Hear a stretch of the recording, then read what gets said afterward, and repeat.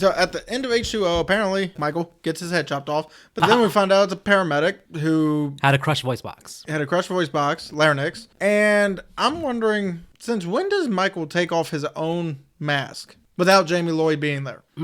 Well, Michael will do anything necessary to get the job done and to escape. He is a strategic person, so he crushed the dude's voice box on purpose so that he couldn't speak. He said, okay, they're about to be surrounded by cops. The only way out is to go incognito, put on the paramedic uniform, and then... But he's still walking around in the flashback... With a knife. He's walking around with a knife in his hand, looking suspicious. Like, Michael, stop looking all suspect, and then you walking off in the woods, it's like, someone's probably going to see that, man. Just get in a car and drive away. Why are you walking off into the wilderness? We see the paramedics, the mask pulled off, and the guy's like, oh! Like, the cop recognizes the paramedic, I guess. Well, here's the real question. What I took away from that was the cop got surprised that there was a head under that mask. Which makes no sense. Because he's holding on to the neck anyway. So, random cop guy is taking the mask off, but they want to have that gotcha moment where the person's like, oh my God, I'm surprised. So, why is he like, oh my God? I guess he knows the person? Or he didn't know there was a head under there. Or he was expecting nothing under there.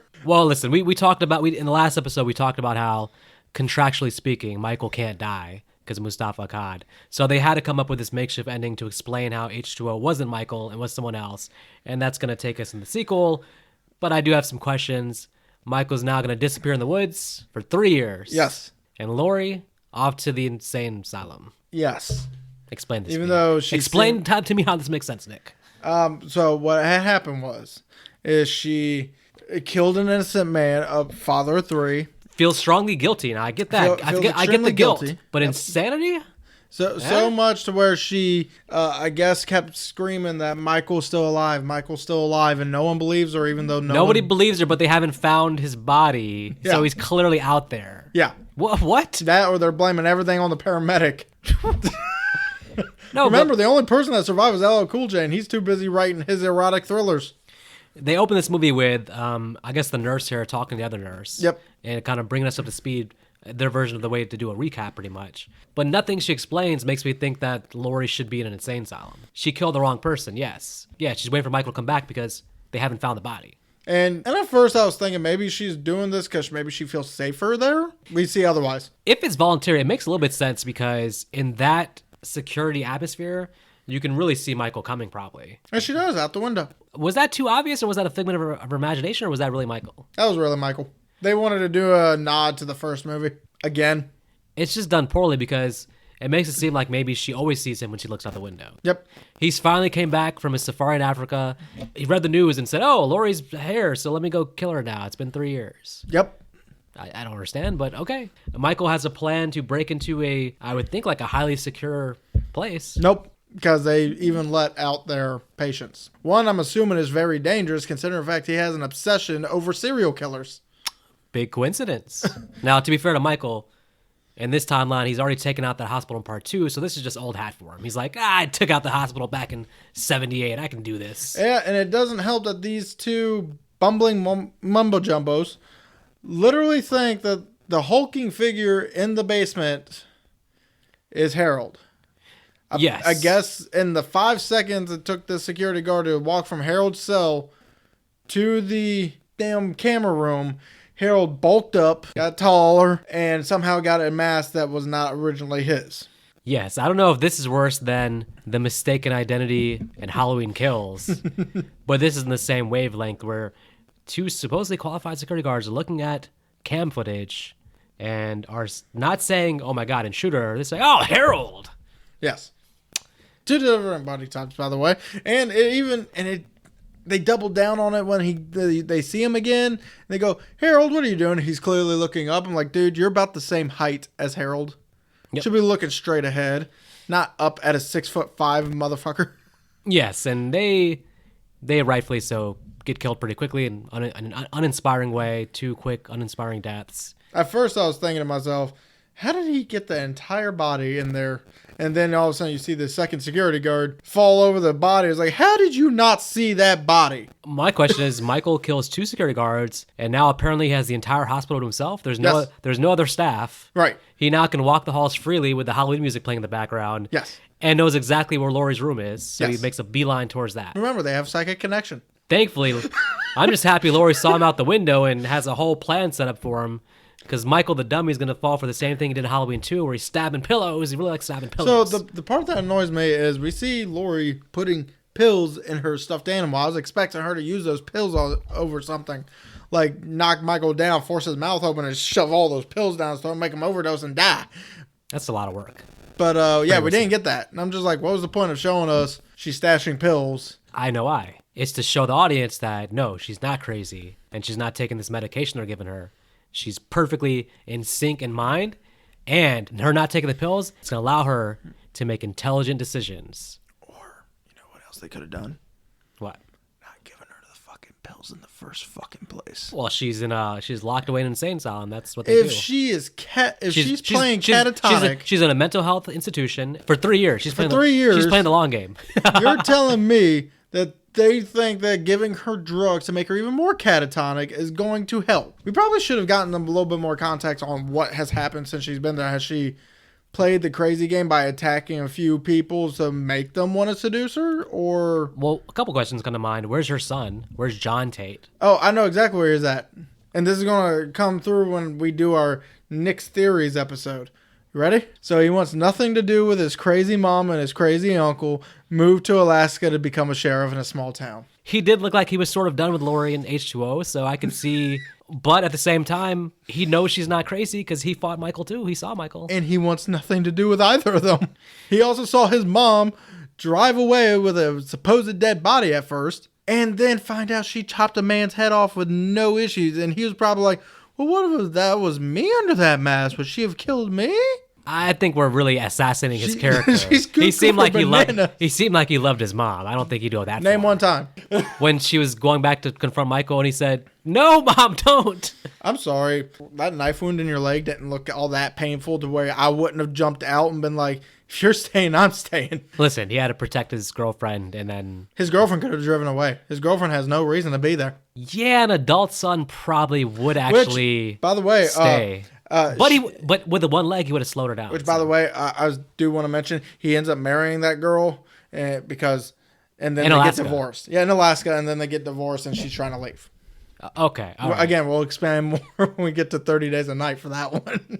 Yeah, I'm not showing up for that episode. I'm telling you right now. You didn't like 30 Days a Night? We'll see in 30 years when we do the episode. So maybe it's because the rest of the movie is what it is that I actually think this whole opening is probably the standout of the movie. It feels like a different movie from the rest of the movie, though. You think it's a standout? Because I think it kind of kills the character of Lori by making her stupid.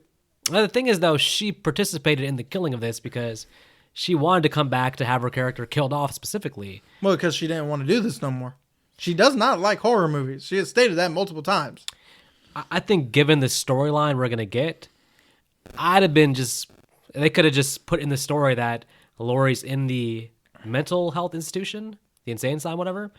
Like a character could have read that in the article, and that could have been the end of her character. Mm-hmm. At least for that moment. I think that, even though that seems like a sour end for her, this also feels like a very sour end. And this feels like a big F you to H2O. Big time. But let's get to the chase scene. Michael chases her, and I will say a couple things of note. I do like Michael's mask better. His mask honestly looks the same to me. The eye holes are still cut out. You can still see his eyeballs. A little bit, but not as much. And the hair, especially in one scene, his hair looked like, well, me when I woke up.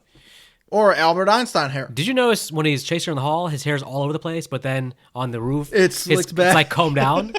Come on, man. It's like... Did you also notice that mask seems to get more and more hair as the movies progress? I don't understand. At least walking-wise, this is not part 2's robotic Michael. He does walk with a little bit of urgency. A little bit, but I don't know why it looks weird.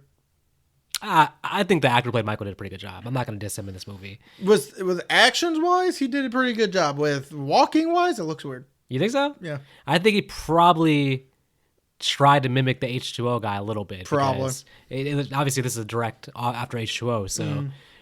I think he looks pretty similar to H2O, but I do think the mask a little bit better.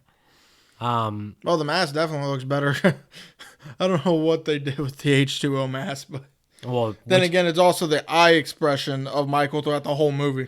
It's also saying like which one, because H2O had like 4 or 5 different masks or something. So, all right, let's get to the roof because Lori has set up an elaborate plan to catch Michael. She's going to make him knowingly know that he's going to walk to the opposite side of the roof, and then where she has a trap where she presses a button and the rope comes down and ties up his foot, lifting him in the air, hanging him upside down. And now he's right there for the taking. All she has to do is cut this rope, and the man will fall to a grisly death in which his neck will break in 55 different places.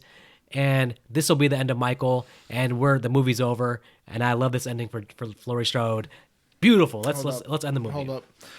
That's not how that goes. What are you talking about? So she cuts the rope, right? So what ends up happening is, even though this is the same guy that chased her with a knife already, he ends up acting like he's trying to take the mask off, like he doesn't like he hears some screeching sound and he starts holding his head, starts trying to look like he's trying to take the mask off. Wait a minute. I got a quick question on that though. What's up? Michael's clearly doing this on purpose. Yes. But the paramedic did that in H2O. Yes. When the van was up against him, he's up against a tree. Yes. He starts grabbing his mask. Yes. So Michael's doing this on purpose. Yes. To show this. Yes. But that would mean that Michael was watching what happened in H2O to the paramedic? Even though he was all the way back at the school, yes.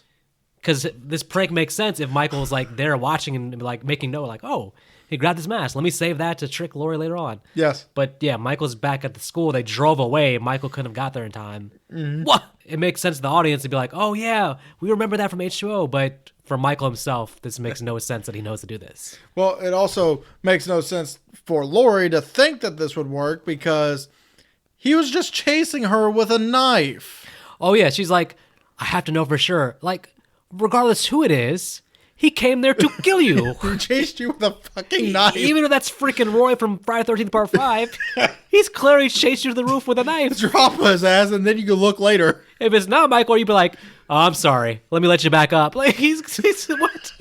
He came here to kill you, obviously. Like, this not to mention, it's horrible. I think we've established a couple of times, Laurie should not know what he looks like. Well, this is, mind-boggling to me. She didn't see his face in H2O. She didn't see his face in the first movie, even though that would... She saw his face for 5 seconds in the first movie. In the dark. 23 years ago in this timeline. Yes. So I have to make sure. When she pulls that mask off, what is she expected to see? She's just like, oh, that's not Michael. Well, how would you know? Right. No, the only way for us to think that's not Michael is if he goes, wait. I'm not Michael. It's like, why'd you chase me with a knife? Yeah, I don't care. Click. Okay, we know this is terrible writing, but now this is the biggest thing.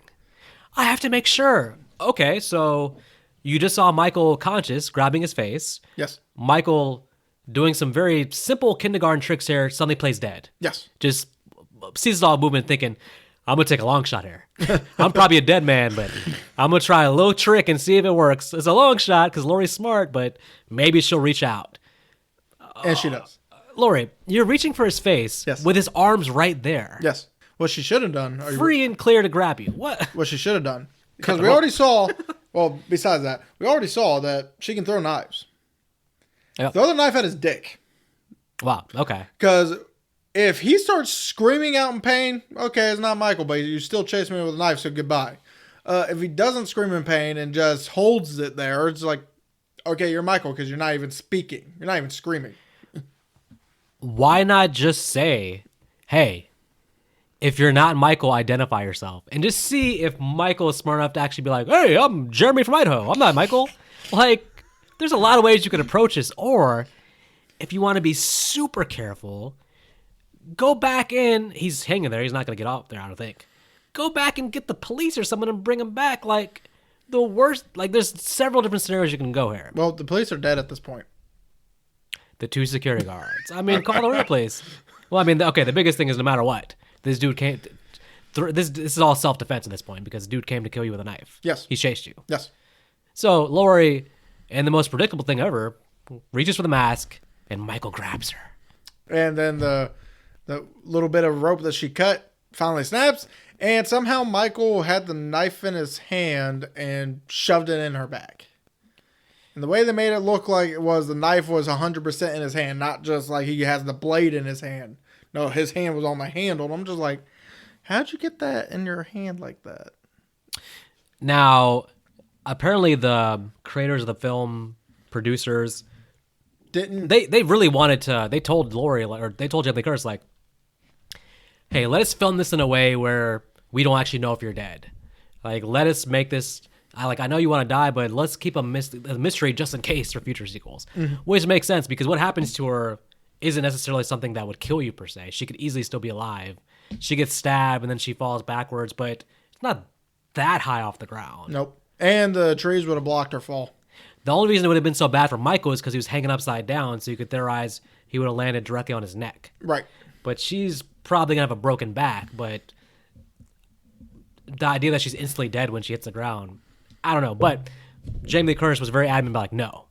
I must be dead. You know what they actually wanted to do? They wanted to have her be kind of alive here and then come back at the end to help out at the house. And they really, like, as they were filming it, they were pitching these ideas to her, like, hey, since you're here filming, like, you know, we can throw you in the ending. And, like, she's like, no, I want this to be the end. Because originally she was only contracted to be there for 30 seconds of film time. That was in the contract. She got a little bit longer than that. Once she read the script and all that, she was like, she wanted to do, like, a proper death scene. I don't know why she didn't read the script and be like, wait, this makes Lori like a freaking idiot. Yeah. One of the smartest horror herons of all time gets killed probably in the dumbest way possible. I wouldn't say she's the smartest, but we've already discussed that. Let's talk a moment about Michael approaching Harold with a knife. Is he framing him or passing the torch to him? Framing. You think it's like conscious, like, I'm giving you the knife, not so you can carry on, but so when the police come, they think that you killed. Exactly. And that is what happens. And considering the fact that, again, he is so obsessed with serial killers, once if he found out Laurie Strode was in there, it's like, oh, yay, I can now imitate her famous killer. He must have known that he was in. At that point, I mean... And he even started mentioning who Michael was and went through his whole timeline. Which was wrong because he said 3 people got killed in 78, which he's forgetting about the guy that Michael got his clothes from in the field. To be fair, I don't think anyone found that body. No, they did because in the new timeline, they specifically corrected and say 4 dead bodies from back then. Oh, okay. But, and then the kicker was when he mentioned part 2's kill count. What was it, 3 paramedics and 3 paramedic, 3 nurses and 1 paramedic. And I'm just like, a lot more people died than that, right? You know what's really bad about that? The director of this movie is Rick Rosenthal, who directed part 2. It's the same director from part 2. 3 nurses and 1 paramedic the same night. It's like the security guard, the cook, the doctor. I don't want to be too hard on Rick, but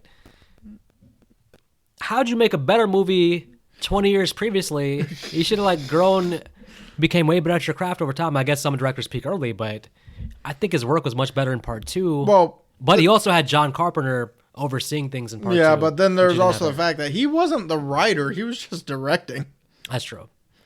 But some of this stuff, it just makes no sense. All right, Michael is walking away. Is he actually, in his mind, like, well, I'm retired now. I'm going to go home and chill? Yes, because that's what he does. Pretty much the story now. It's like even if this is like the Thorne storyline, it's over. Even though, theoretically, in this timeline, he should be looking for John Tate. His work shouldn't be done until he kills Laurie Strode's son. Yeah, but that's because he doesn't want to walk all the way to fucking Alaska. How's he going to get that big-ass knife through customs when going through the airport? He said, forget it. I'm old.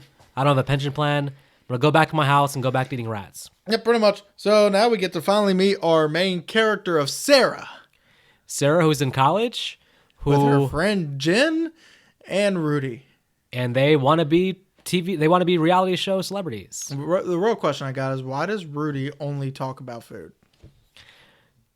It's one of those things where they're doing a thing where they give each character one specific trait and then beat you over the head with it. It's lazy characterization. Yeah, because Rudy is straight cooking, which can be fun in certain scenes, but but it makes no sense. Why is he so interested in doing this reality show thing if he's so much into cooking? If he wanted to get internet famous as a cook, that is actually easy. All he has to do is film himself cooking. I mean, look, one positive I'll say about this movie is that it's a little bit ahead of its time because this is 2002 and this is before this is before YouTube, this is before social media. So the internet fame thing is pretty. The ideas are pretty spot on for 2002 about projecting what it would be like years later. Like this is like at the beginning of the reality show phase thing.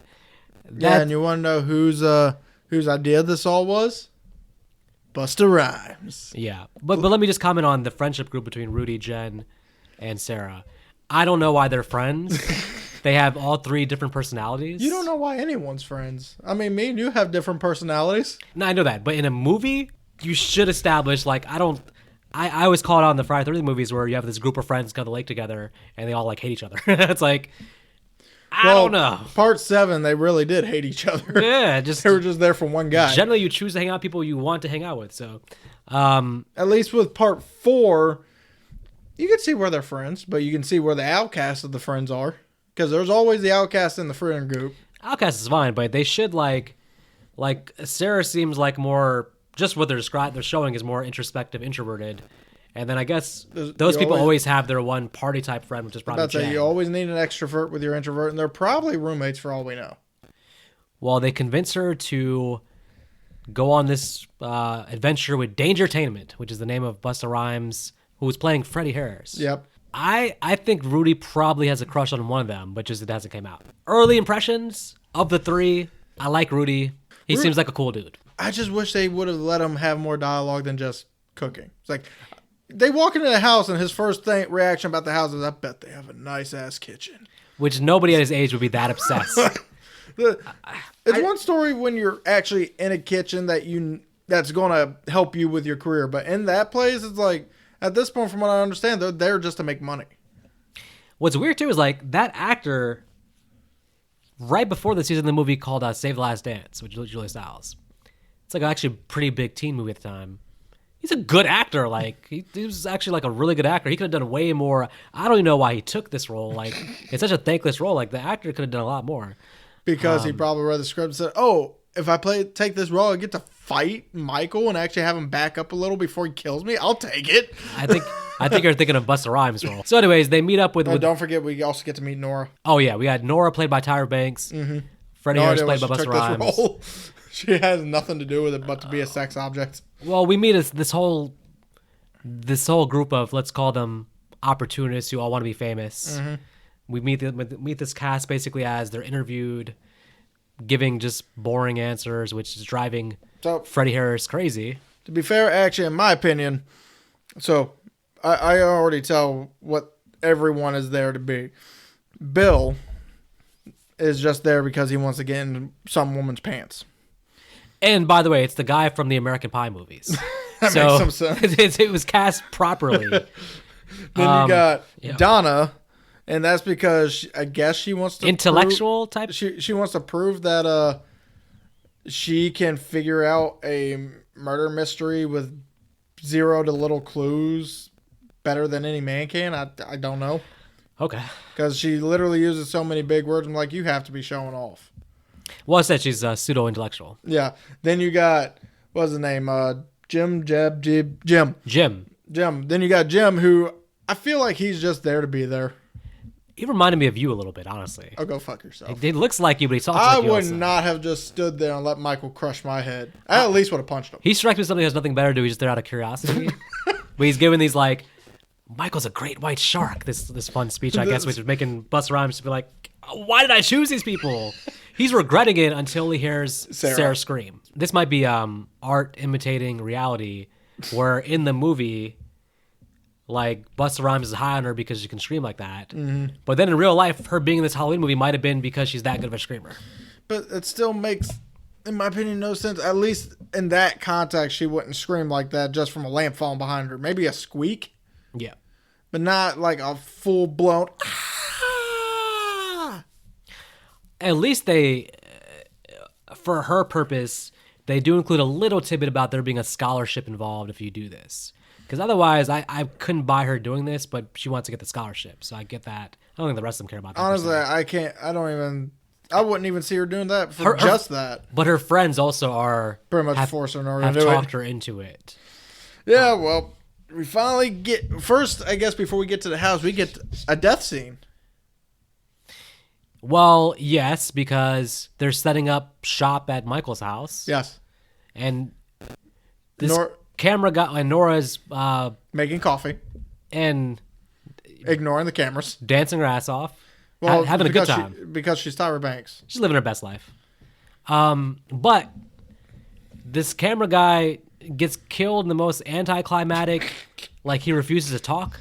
Right? He doesn't scream or anything. He's just like, Like, Nora, help! won't you just be like, at least be like, hey, who are you? Or something. He's just like in silence to service the story.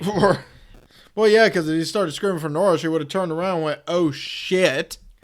Yeah. Freddie, we can't do this. Why? Charlie dead.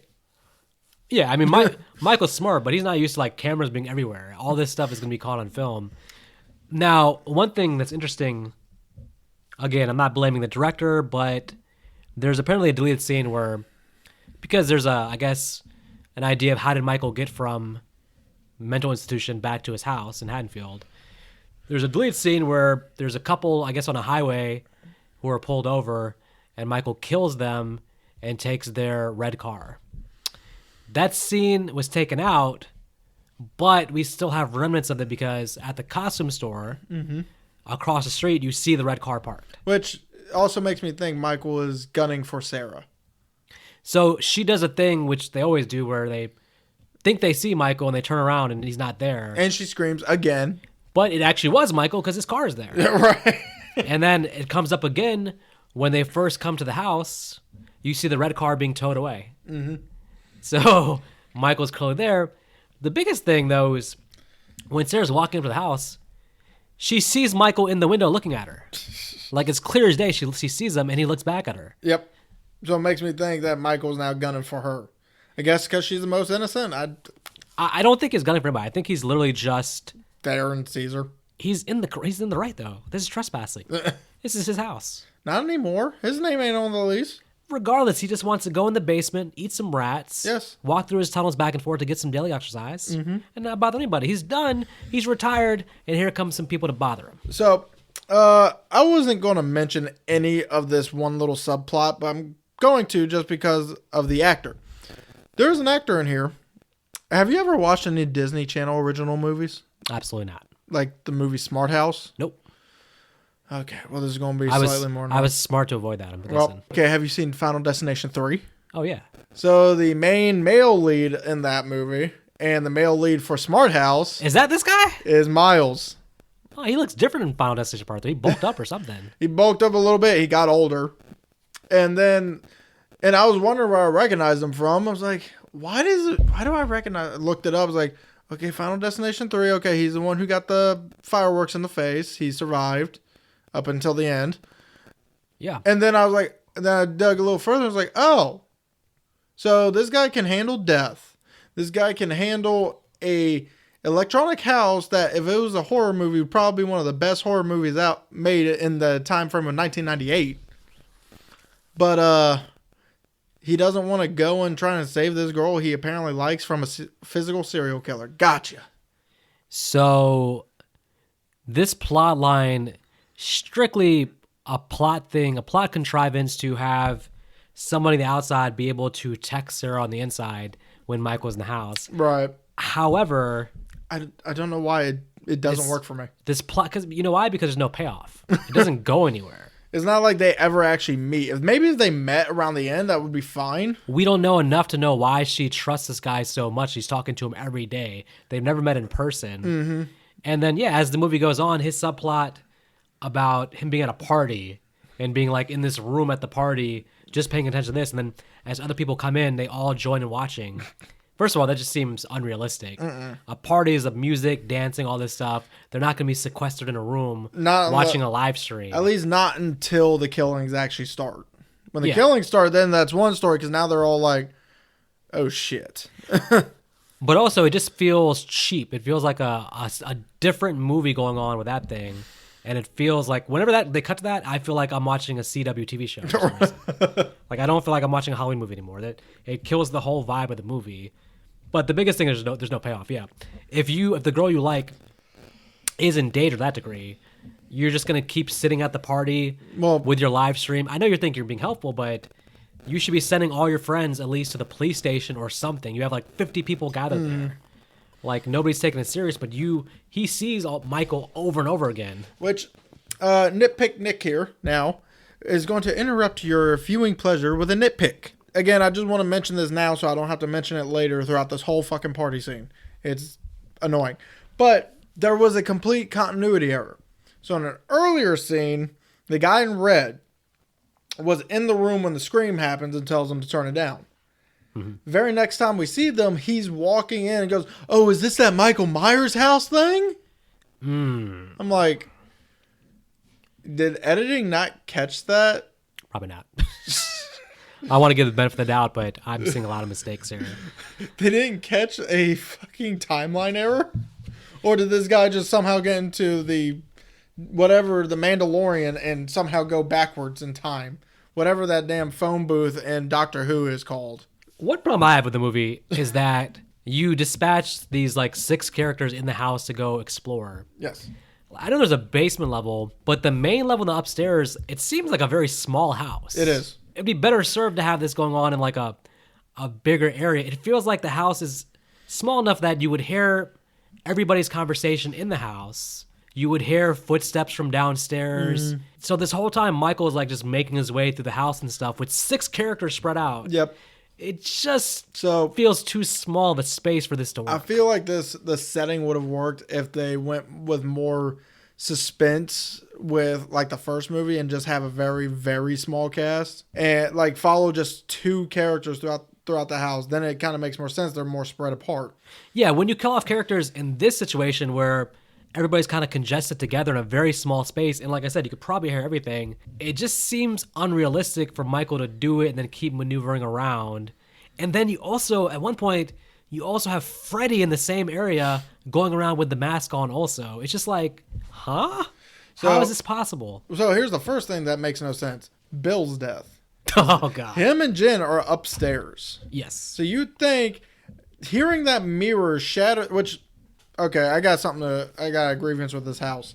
This house apparently has secret hallways inside the house, and that's not explored because Michael apparently somehow goes through certain areas like he's teleporting. Well, I would say we'll get to Michael having an entire Batman underground tunnel. Well, underground's one story, but I'm talking about throughout the whole house, including the second floor. Like, how the fuck did he break through the damn mirror when the mirror was right up against a wall?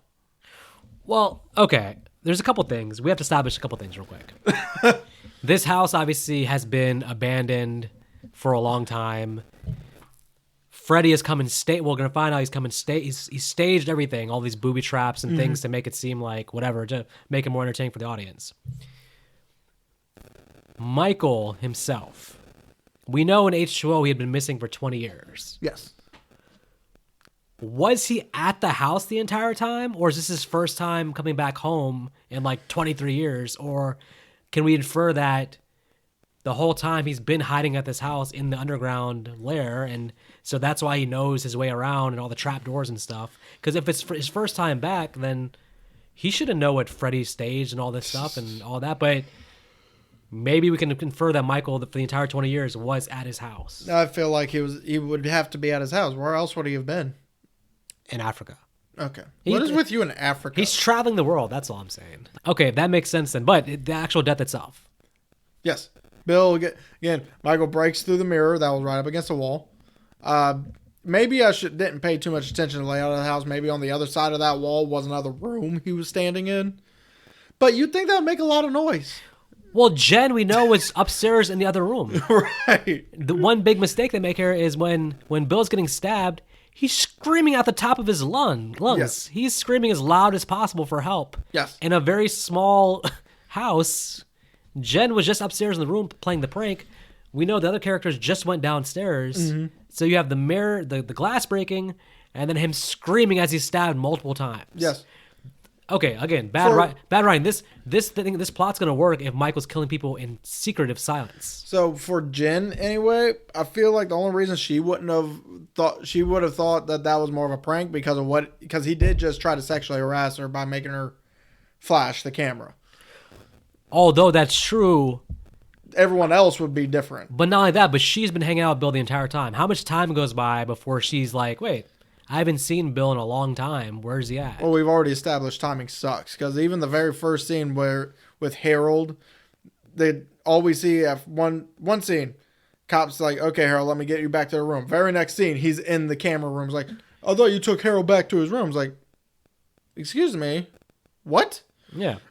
Well, my thing is like, clearly they've broken into little mini groups. You have Jim is with Donna. Yep, They're going after their own thing. Yep, they're currently trying to make a porno. Rudy is hanging out with Sarah. Yep, they're talking about the kitchen. And Jen was hanging out with Bill. So my thing is like, is Jen really having fun when she's by herself though and exploring and she's comfortable doing that? She's not even exploring. She's just playing in the fucking mirror. True. I would say she's specifically one of the most annoying characters I've seen since Tina from Part 5. She's literally just playing with herself, in a sense, in the mirror with a dead woman's comb, allegedly. Well, should we get to, I guess Donna's death is the next thing we see. Donna's death. So I guess first we get something that I guess was supposed to be kind of comedy is she's about to have sex with Jim. The wall breaks in. A bunch of fake bodies come out, and she's sitting there screaming, "It's all of his victims!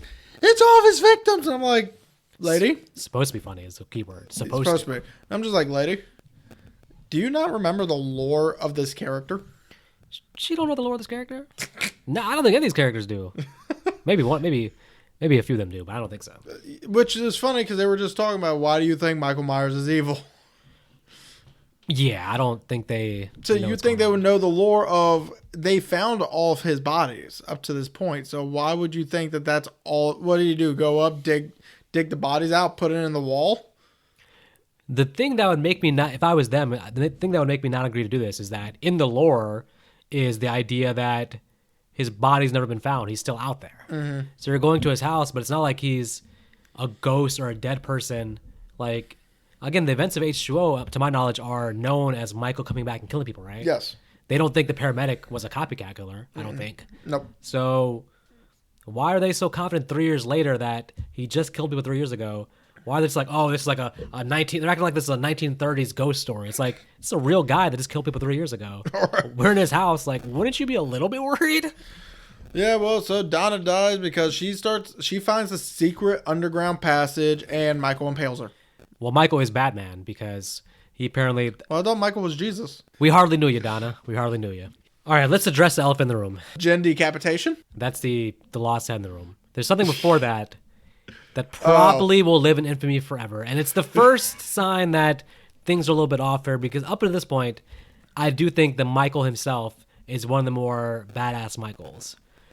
But... Until this scene. We're going to see Michael walking through the living room, although he's walking kind of weird for Michael. Then we see another Michael walking behind him. Walking the exact same way. And then we get... I'm going to guess this scene was supposed to be comedic relief. We see Freddy turn around in the Michael mask and start berating the real Michael behind him. I guess he thinks he's the camera guy. Yeah, he thinks he's Charlie. Okay, now I've thought about this a lot, trying to figure out why Michael doesn't just kill Freddy here. Why would he want to kill himself? Well, it's himself, but he can hear a voice basically cussing him out and calling him an idiot. Telling him, go to the back of the room. Now, there's some theories online. Maybe it's that Freddy is like, go see Nora. And that makes Michael think, oh, I forgot to kill her. So he turns around and walks back in Nora's direction where he actually is going to kill her. Poor Nora. This scene could work, but there's one thing that doesn't work. And it's the beginning of the disrespect. And that's Freddy tapping on Michael's head. When he's tapping on his mask and Michael's sitting there with a knife in his hand and doesn't react, that's when I'm like, ooh, this is not a good... That should have been when Michael just stabs him and guts him. You can have comedy in the movie, but you can't make Michael involved in the comedy. He has to remain a threat. He has to remain scary. He can't become a buffoon. And when Freddy taps on his head like that, and Michael follows his orders and turns and walks away, yes, I'm kind of like, this is the lowest moment until Corey beats his ass in Halloween Ends. Corey beating his ass in Halloween Ends, that's the new number one disrespect Michael moment. But for 20 years, it was this scene. Now we can get to Jen's death, who really made me smile. So I guess before we get there, we have to show that even though Busta Rhymes can apparently bust a move on Michael later in this movie, he gets taken down by a fake rubber hand. That's true. Because Jim knocks him down with a hand. He goes, dude, what the fuck? Why you beat me up in my own prop? Okay, again, this whole thing is going to get into, again, what I was talking about earlier about the smaller house. So you have all the characters there. They've figured out now that this whole thing is a charade. Freddy's like, who cares? We're going to make money. You're going to be famous. Just shut up and go along with it. And they're like, no, we're going to leave. And Freddy's like, well, I'm going to go scare some other people. Freddy goes in the room next door. Right. And now he's going to disappear for the next 20 minutes. Yep. Which, again, with everything going on, this makes no sense. Like, where the hell is Busta Rhymes for the next 20 minutes? He didn't go down the basement. He just went to the kitchen. And what's even worse is when all the characters are like, we're going to leave. They call for Jen. Jen comes out. And then all of a sudden Michael appears in front of Jen and they're all like, stop it, Freddy. It's like, There's only one way to get upstairs. You just saw Freddy go to the kitchen. Did he transportation himself upstairs? Well, apparently Michael had to have. Michael was in the basement last we saw. Oh, my goodness, you're right. Actually, no. Michael was in the basement, went up, got confronted by Freddy, then went out to the back room, killed Nora, and then somehow made it up those stairs without anyone realizing. Yeah, when he's walking upstairs, nobody sees him, and he somehow... And he came out the same room Jen was just in. And by the way, this whole last 45 minutes, Jen's been upstairs in a room by herself. Playing with her hair. She is blonde. Well, she deserves to die. But she does. But is it lazy when they do like you have a knife in your hand and you're actually going to decapitate someone? Yes. Because explain to me how a knife is able to decapitate someone, especially a knife that's probably dull as shit at this point.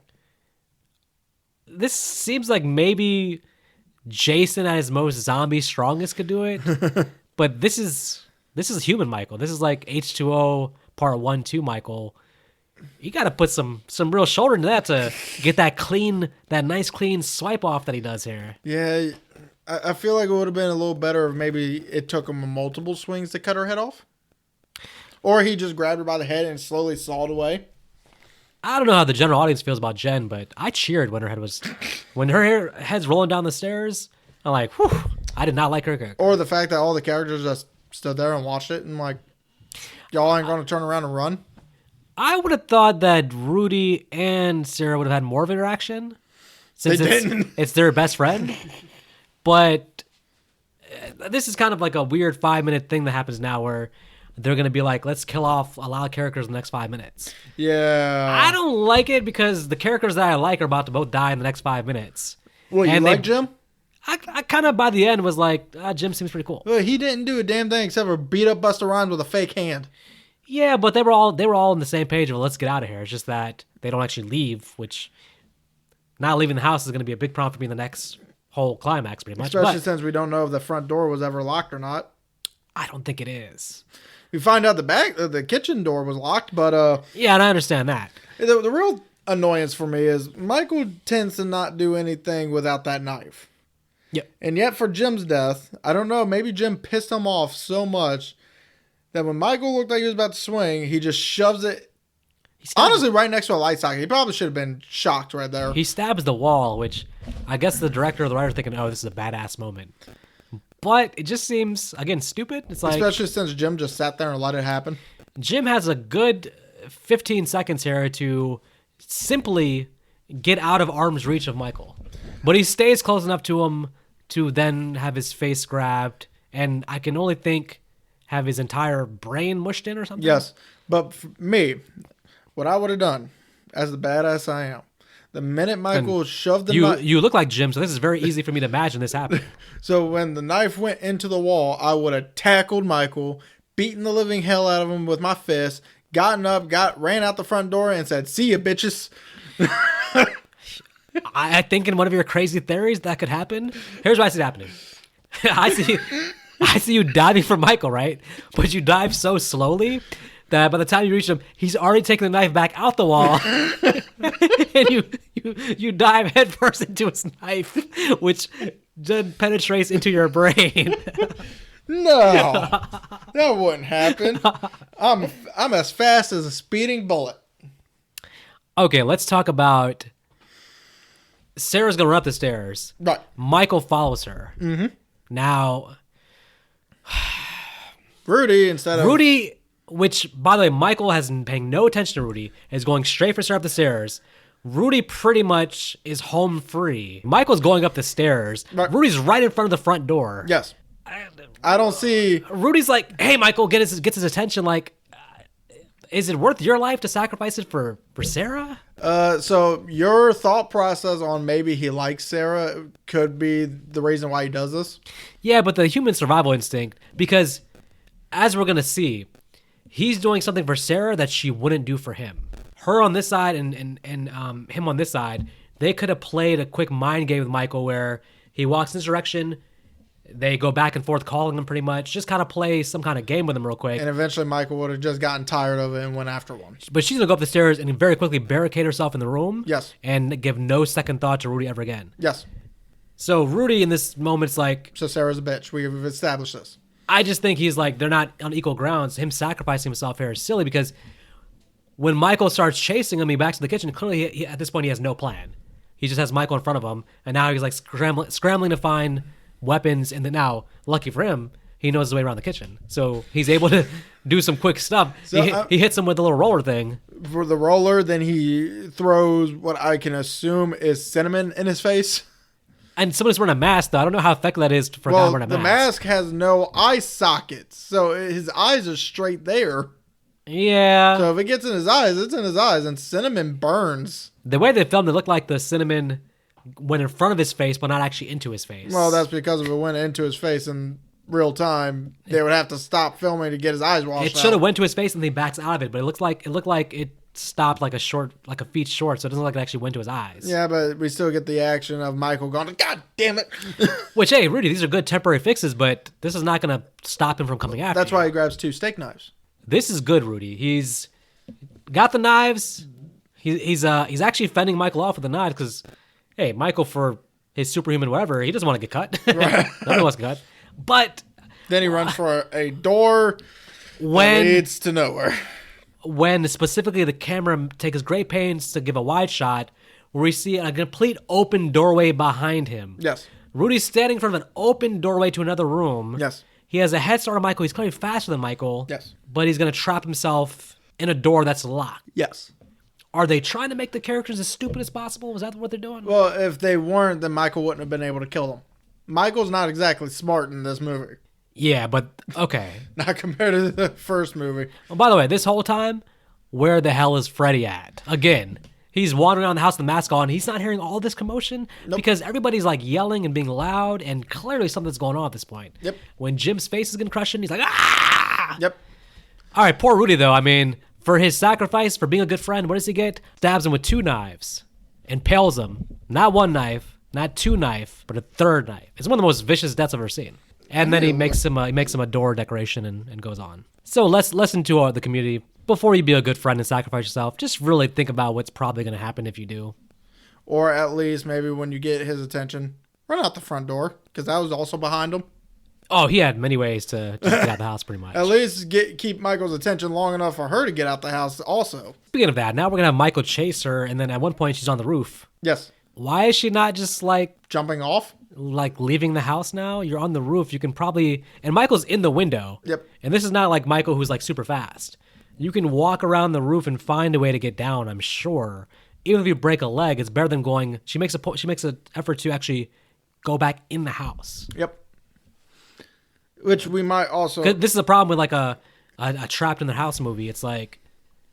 If there's exits in the house. You got to the roof, like you can leave the house. So this is also where we finally see Freddy again. He grabs her, keeps her quiet, and goes. I'm convinced Freddy went and got some food. He's not been in the house the last half an hour. All this stuff going on. He's not been wandering around and be like, I'm trying to... He said he was going to scare some people. Wouldn't he at some point be like, well, where's everybody at? Well, the fact that everybody was already in that room. Literally, there was only, maybe 3 people not there, and they're all dead already? He said, I'm going to go scare some more mofos as if there's 18 people in the house. Hey, Freddy, 4 of like the 6 people are right there in front of you almost. And then, and he goes, everybody's dead. I'm like, oh, yeah. I'm so glad you did not continue acting, my guy. Thanks for the update, Freddy. I mean, you down the street getting some fast food, coming back, eating some food, and be like, "Hey, what's going on here?" And Eating some food. Let's talk about the second elephant in the room. Almost every movie we talk about. Yes. Your complaint is always, "Hey, I wish there was a fight scene at the end. I would like to see this person fight this person." Yes, because I like fight scenes. So the Making Resurrection were like, "Hey, you know what? Personally speaking, I think the purpose here is to entertain Nick Arcana. So instead of being the fight, the end being woman runs away from killer, big chase scene, let's have a fight scene. Let's have Freddie Harris use his karate skills to take out one Michael Myers, and let's see who is the king of the Myers house." So I think you're just watching you're like, this is the best thing ever. We're gonna see a fight scene here. I didn't expect this. What they should have done is gotten Jet Li in this movie to be Freddie Harris. And that way, when this fight scene happens, it's not completely out of fucking nowhere. Well, Jet Li would have made quick work with this movie. seeing what Freddie did, I think that. So, and also, I'm just curious. This man can pick up a bigger man, throw him all the way across 2 rooms, and he gets put down by 1 kick to the face. So here's my theory, and it's based on this entire ending. I think Michael is confused by Freddy.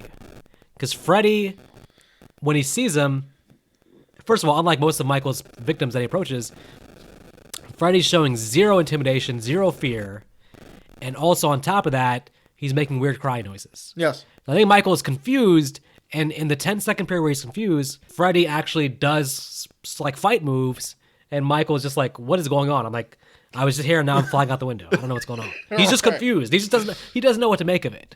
Well, now he can make of that wire around his neck. And by the way, back to that subplot. The only thing you need to know about the subplot is Miles is constantly texting. He's in the house. He's in the room. But actually though, at one point he actually says, "Don't scream," and she screams. Like, what was so scary with "don't scream"? That's actually insulting to again. At that moment, if I was Miles, I'd be like, I can find another girl. It's like she can't even follow basic directions. I mean, my God. I told her not to scream, and she screamed. It's like, I can find a better girl than that. I just think everybody at the party at this point would be taking some action. Everybody's just riveted because I guess they're all thinking this is still fake. But they've seen on camera people die. They saw Rudy die on camera. So you're ready to see another egregious thing? Let's talk about the third elephant in the room after Nora was killed. Actually, this is the third elephant in the room. How does this small woman have that much blood in her? Especially since it looks like her death wasn't even all that brutal to begin with. She wasn't gutted open. She was just stabbed and hung. And Michael's not like a gut chew open type of person. No, so he's usually just satisfied with stabbing you. Where the fuck did all this blood come from? Did the kids from Carrie want to play a joke on Nora and throw pig blood down there? Why was it off screen? Show us the death. But okay, now the fourth elephant in the room is Michael gets an actual running chainsaw to his chest. Yes. But doesn't get cut. Nope. I'm sorry, but chainsaws are sharp. Yes, and this is the Michael from H2O who is human. Yes, and as I think about it now, because it is the H2O Michael, Freddy beating him up makes sense to me because Laurie Strode did beat him up also in H2O. All the women beat him up in H2O. He's lost every battle since H2O physically that I've seen him in. So basically, the method to take out Michael in these movies is just to fight back. If you choose to fight back, you have a good 50-50 chance, maybe a 60-40 chance of taking him out. Right. If you're scared and just sit there and let him stab you, you're done for. Mm-hmm. If you fight back, he's not that hard to beat up once you fight back. And now our movie monster for this movie is not intimidating in the slightest because name a lot of people, especially this day and age, who would not fight back. True. Well, I mean, the problem with this ending is just that. It's like, it's not scary because he's chasing Sarah, but every time Sarah's in trouble, Freddy comes to the rescue. Mm-hmm. Like this ending scene where the chainsaw runs out of gas. Yep. And the whole thing's on fire, something falls on Sarah, yada yada. Freddy comes in, they fight again, and then Freddy shoves electrical cords right up his ding dong. And Michael does react. He actually makes a noise. Well, I would. Did you hear it? He's like, you hear like a faint screaming sound, actually. So actually, that thing at the beginning we're talking about, Michael might actually make some noise. So he gets electrocuted, and for some reason, Freddy picks up this girl like he's a fireman. Yep. Is this just so the camera can have a angle of him holding this girl? Yes. Okay. This is a John Woo movie. We need them running out this place with a big explosion in the background, and then like Van Damme, he does like a dive, like a spinning dive. See, I would be fine with that, but did he really need to pick up the girl in this way and have have her ass literally in the camera shot so close up that's honestly a little uncomfortable? Yes. Okay. I think this is the point in the movie where I realized that, because at the beginning of the movie, one thing I noticed on this watch around was that Busta Rhymes is actually first in the billing. Mm-hmm. He's the first name in the billing. Yes. But I didn't realize he was the main character until just now. I'm like, wait a minute, he is the hero of the movie. Like, it's not even Sarah. You think Sarah did anything throughout this movie? No, she ran. Oh, she got Rudy killed. But that is that. She really got Jen killed because she was the one who called for Jen. She did. Yes, that's true. Even though Jen was in the same room as Michael Myers. Jen had no chance of surviving. She was going to get herself killed no matter what. How was she in the same room as Michael Myers and did not see Michael Myers? His mask is neon fucking white in this movie. I don't know. And the same reason why all this stuff could happen in a small space with nobody hearing anything, seeing anything, and Michael being able to walk freely throughout the house with no troubles. Fair. None of it makes sense. Anyway, so now Michael is transported to the morgue. He's a little extra crispy. For some reason, there looks like there's green coming off of his mask. I don't know if that's a thing because it's rubber. Because this is Halloween 6, Curse of Thorn, Michael. Or maybe there's something with the mask that from Halloween 3. Lucky Shamrock got a hold of that mask. Silver Shamrock. But Michael's alive, and the movie's over. And thank goodness, because, I wanted a sequel that follows the adventures of Freddie Harris as he continues to fight Michael. Again. But unfortunately for that, or fortunately, we'll find out next week, but categories. Best performance. Am I allowed to say nobody? The truth is there's a clear best performance in this movie. There's a clear standout, even though you don't want to say it. I also can't go off of what you say, because then it's just a cop-out. It's universally accepted that there's one fun thing in this movie. Rudy? His name rhymes with cluster slime. You could go Rudy also. I mean, to be fair, I thought Rudy did a pretty good job. Actually, no. You could even go with Jamie Lee Curtis, honestly. So just to tick you off, going with Donna. She's like the worst character in the movie. Well, no. Jen is definitely worse. Yeah, I was about to say. But for real, I'm giving it to Rudy. He even though all he talked about was cooking and food, he was still the more enjoyable character and actually the best acted out of all the cast we got. Well, he's the best human being because he literally sacrificed himself for his friend. I don't care about that part. He should have just ran. Well, even that was better characterization than what most people got, even though to his death, he was still a chef guy. Uh-huh. But I'm just going to come out and say it. Freddie Harris. Busta Rhymes is the best part of this movie and the worst part of this movie. And the worst part is just him tapping on Michael's head. But the reason I agree with the test audience when they first saw the movie, you have a bunch of bland characters, bland actors, and you have Busta Rhymes, who at least has energy and is charismatic. I understood why to save this movie, they were like, let's try to just let Busta do whatever he wants, because he is the comedy of this movie, and if you take him out of it, it's probably the worst movie of all time. With him, it's not a good movie, but there's some entertainment value with all of Freddy's scenes. I'm just being honest. Okay, well. It's stupid, but it's fun. Worst performance. Jen. Usually, I actually like the people you dislike. You like Tina. I did. How do you not like Jen? I don't like Jen because she's just Tina. She's annoying. She's just Tina. No, she ain't. She's a blonde Tina. No, she ain't. Tina was a little better character definitely better character than Jen. All Jen cared about was getting famous. The only thing she literally coerced her friend into doing this. She screams and is very annoying. And not only that, but she stayed in the same room the entire damn movie playing with her hair in a mirror, in a dead girl's mirror, using a dead girl's comb. Yeah, and I'm gonna agree, but and again, it's no folks to understand it also. When we do these best performance, worst performances, a lot of times we're just talking about the character. This is no knock on the actress, who is fine. Just the character's written in a very annoying way, so we have to hold that against her. Really talking more about the character in this case. That Jen probably you could eliminate her from this movie and probably be improved, unfortunately. So I'm gonna go with Jen also, with runner-up to Jamie Lee Curtis. No, I mean. Not because I don't like her performance. She's always good in every movie. But because they made her stupid. I just didn't like what they did with her character. Best scene. I like. It's the opening. Is you think it's opening? I still think it's the opening just because it's probably the best representation of what this movie should have been. I don't understand why the opening feels so different from the rest of the movie. It really feels like, first of all, the opening has nothing to do with the rest of the movie, so it doesn't lead to anything. It's just like a random side thing.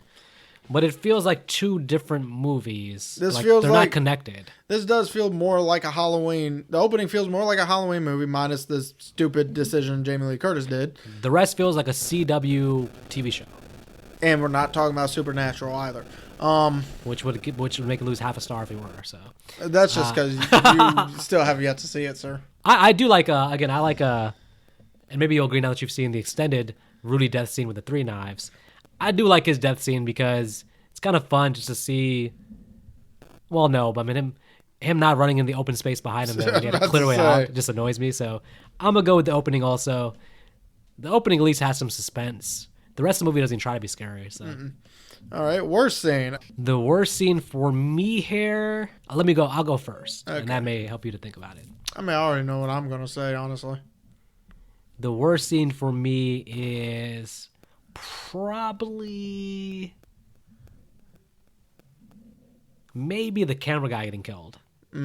How did I just? I was expecting you to say the finger poking. Oh, sorry. I'm losing my mind. The worst scene by far is the finger poking of Michael's head. Freddy lambasting Michael, tearing him down to his face, tapping on his head, and Michael being like, "Yeah, okay," and walking away. That was character assassination and probably the worst moment in the franchise until Corey and Halloween Ends. Yeah, well, worst scene for me. It's actually Jen's death because it makes no fucking sense. The decapitation by knife. Yes. And not only that part, but the fact that she came out the same room that Michael Myers was hiding in. Yes. The fact that they all thought it was still Freddy, even though they just saw him go through the kitchen. I wish there's only one way upstairs, as we just mentioned. Right. The movie should establish like a separate staircase. And then you could imagine that like Michael and Freddy going up and down the stairs in different staircases. But the fact that this is a small house with one way up and one way down. Right. You can't just teleport to the top of the house. All right. So what would you like to change for me? It's actually going to be they need to add certain different scenes in a certain part because the timing of this movie feels extremely weird. Like the very first scene with the security guards. Yes. Add another scene in between to make it feel like there's actually a passage of time instead of just, here, let me get you to your room. Hey, I thought you took Harold to his room. Yeah. There's no passage of time. It feels weird. You're talking about like bad editing, bad directing. That's what I would change is the editing. It may make the movie feel a little bit better. And you'd also see more of Michael's movements. It wouldn't feel so teleporty.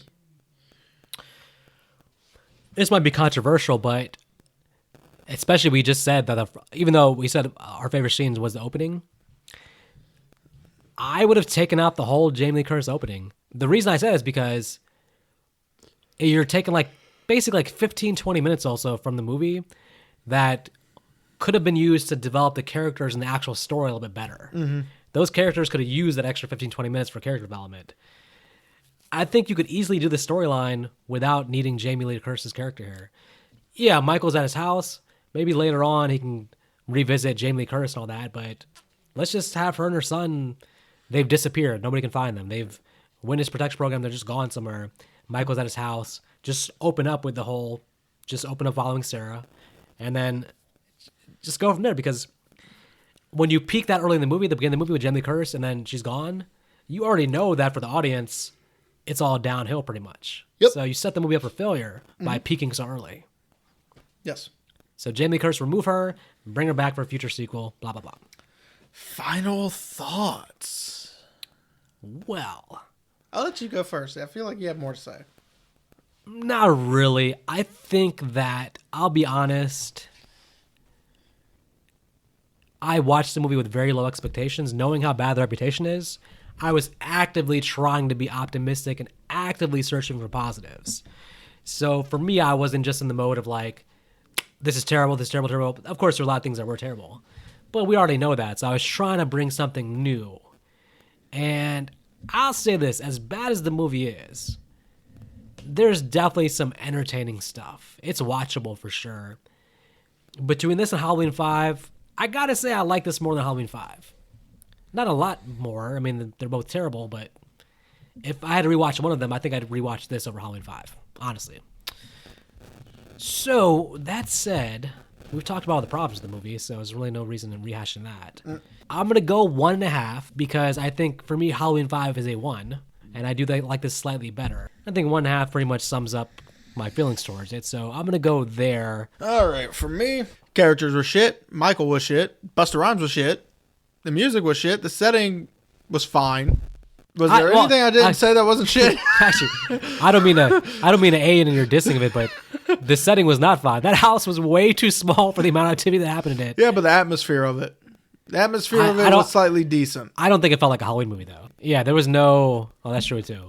This movie feels like a... Didn't this feel to you like kind of like one of those movies where like it feels like a separate script they had for a different movie? Yeah. And they just threw Michael into it? Because this could have been any movie. And it doesn't have to be like in the Michael lore. Also, I do feel like they also should have spent a little bit more time in Haddonfield itself. You know, again, if we took out the 15-minute opening, put in that these characters have to go through the town before nightfall to get a little bit more actual lore on Michael that they may not know. Almost everything about this movie was shit. And so I think the only fun aspect of it was one that I still said was shit, and that was Busta Rhymes' energy. So overall, this movie, the only reason I can say it's even somewhat near better than the fifth movie is because there's more kills, even though all those kills happen in succession at the very last 30 minutes. So overall, I'm going to give this movie a 1. I think you gave part 5 like a 0.5 or something. So Either a 0.5 or a 1. Well, listen, I would love to say that we're about to head into a high point of the series, but I'm scared because up next is Rob Zombie's vision of Halloween. And Rob Zombie has a certain directing style where you're either going to love it or you're going to hate it. As usual, everybody, you don't have to go home. You do have to get out of here and avoid this movie. Just watch 1, 2, and H2O and be happy. More important than that, before you watch those movies, please leave us some feedback, some comments, subscribe to our channel, and we'll keep throwing in some episodes. Next week we'll have Halloween. It's just called Halloween. I guess you could call it Rob Zombie's Halloween, but this will start the disturbing trend of calling every movie Halloween. Yes. And if you do make a movie, don't call it Halloween. We have enough of those. Yeah, we do.